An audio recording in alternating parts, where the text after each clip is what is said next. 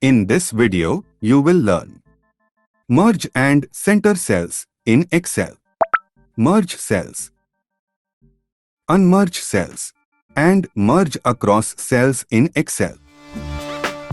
Merging cells in Excel enhances the presentation and organization of your data, making it more user-friendly and visually appealing. It is the process of combining multiple adjacent cells into a single, larger cell. Merged cell takes appearance of a single cell, but its size is equal to the combined size of the original cells.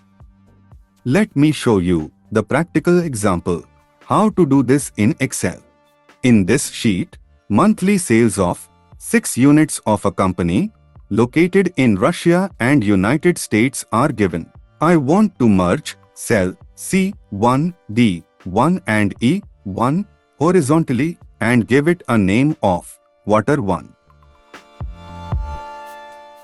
To do this, click and drag mouse left button to select these cells. After selection, click on Merge and Center button under the Alignment menu.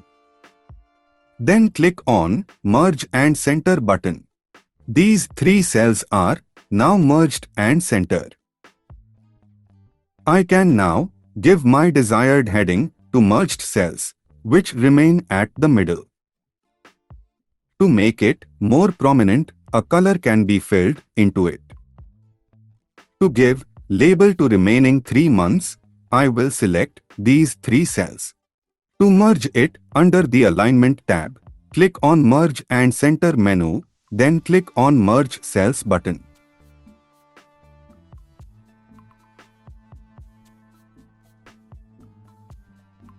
These 3 cells are now merged, but not centered.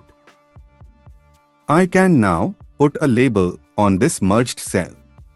Fill color in it. Please note that, unlike Merge and Center button, Merge Cells button do not put the cell contents at the center.